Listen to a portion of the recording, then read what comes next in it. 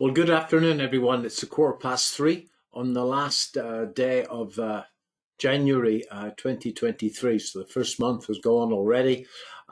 It's been a good month for stock markets, much better than last year. And the old saying is that the year goes the same way as January goes. I hope that's in fact the case. As we look at VectorVest US, we've been running now for about 45 minutes. The S&P 500 is up 13 points at 4031, and all the measures of the trend on VectorVest have gone back to up. Yesterday, in that sell-off, the short-term trend turned down, but so far today it's turned back up again. We've got a huge week of data, folks, and clearly that's led by the central bankers. We've got Powell tomorrow and his advice. I think it's 7:30 UK time. We've got 2:30 Eastern time. On Thursday, we've got the Bank of England. We've got the ECB. Friday, we've got jobs. And we've got a couple of ISMs as well out of the US. So a huge week of data plus big tech reporting. Markets look, I'll put up the VectorVest composite of the US. Markets look a little bit overbought in the short term, certainly. As you can see over the last year of data, these medium-term signals, as you can see, here's my wee line, these have come to nothing. That was the largest one in June. This one going to be the same? Certainly, there's an awful lot of exceptionally experienced voices saying the same. I listened to Ray Dalio this morning talking markets down. Jeremy Grantham has been talking markets down. If I get rid of all those lines, the most positive thing that I can say in this chart, and I've remarked about it many times, is that the market would seem to have made a rising bottom here and cleared both that trend line, and the nice thing about that one is that it broke it and kissed it. That's always a good sign. It also seems to have stuck its nose above this last old top as well.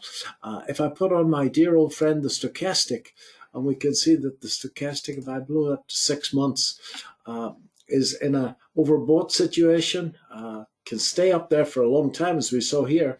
But when you start to see divergence, where the price has made a slight new high, that's made a falling top, that's normally saying that there is a turning point. It can run on, as we saw here, to what technicians refer to as compound divergence, but certainly the market's susceptible to bad news. And of course, bad news for the stock market could be good news for Main Street.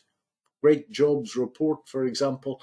The bond market seems to pretty much across the board have discounted a quarter point rate in the US. If they should put up by 0.5%, then that would cause trouble, folks. I don't think they will, but Powell may want to give a decisive and strong message to markets that many believe have got carried away since the November lows. So I personally, I don't think it's time to be too brave until all this news is well out of the way.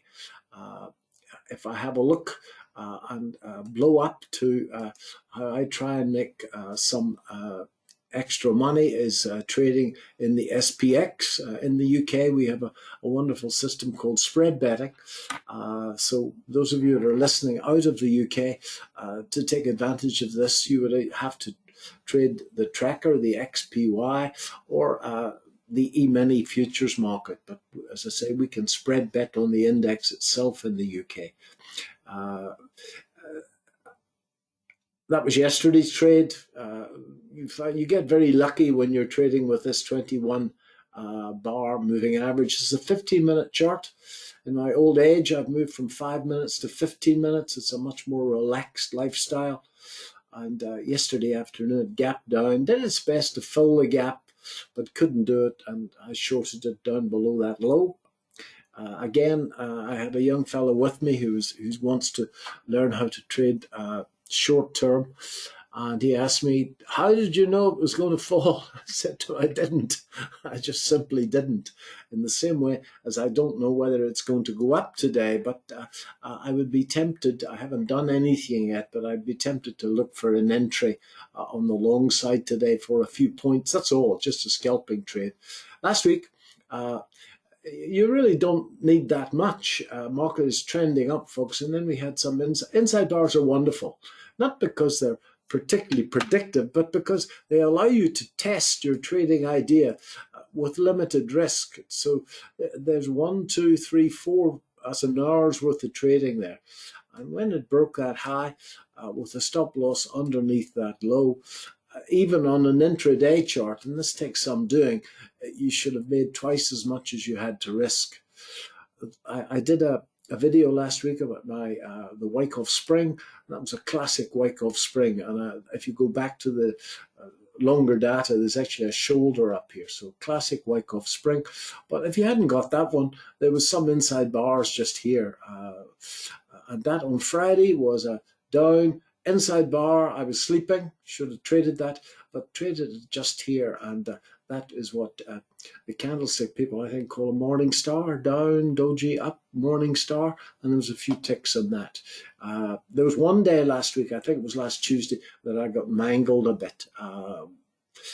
So today, I think that the 24-hour market looks quite positive today, because that's the 24-hour market, and this is an hourly chart, and as you can see, it has pulled back into this range where the market seems quite comfortable. That range, that's also 62% of this move, and you can see this fairly pretty falling wedge, which has always stood me in good stead. That was the level, but that happened certainly. You can see on the RSI here, the price is falling, and this is flat.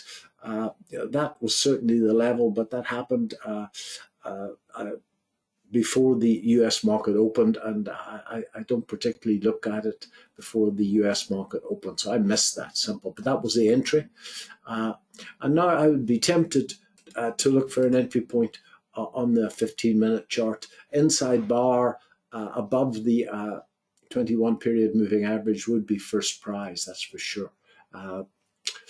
So I don't think a great deal to do. In terms of the watch list that I have in the US, folks, I've still got it in here because I just find it easier to find. But a target I got stopped out of yesterday right at the open, and the XLE, it's up a little bit today, but I was sitting very, very close to my stop loss when it opened this morning. GDX, I'm still holding on to it. My stomach tells me that the gold market needs to pull back quite a bit, but I'm still holding on to it. And my trade in Deckers is slightly underwater. Slightly underwater. Not much, but slightly underwater. So I haven't done much in the US and the UK.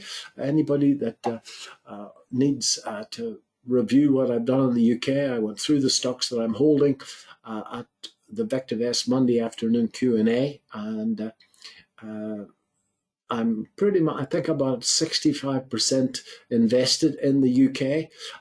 The last confirmed up that we had in the UK was on November the 5th, and all measures of the trend on VectorVest UK are up, and I'm doing my best to sit in those.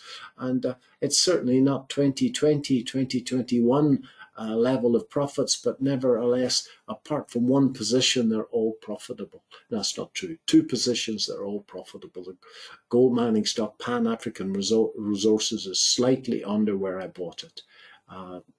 And Cape Tech is slightly under where I bought it after a very, very good run last week. I'm not worried about either of them, but wary in case Ray Dalio and Jeremy Grantham are in fact correct. So I will do my best to try and lock in those profits. So I hope you found this useful. I don't think there's not many people in the world really know what's going to happen next. And my advantage always has been my flexibility, where I can change my mind very quickly indeed, not locked into any one dogma.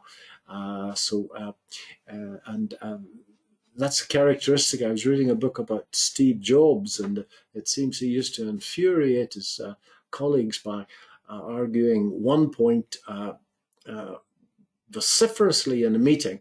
Then some new data would come in, and he would change his mind completely. And that's one of the skills that's helped me along the way in this trading endeavor. So at the moment, the trends are up. The only reality, folks, is the last tick. And if we go back to the front page of VectorVest, we can see that all the measures of the trend on VectorVest are up. And until that changes in both the UK and in the US, then I shall do my best to hold on to long positions. I haven't been particularly aggressive in the US, but if this run keeps going, then I hope to be back to 100% invested in the UK. Let's see what the market does in a very, very, very important week. Thanks very much. Bye-bye.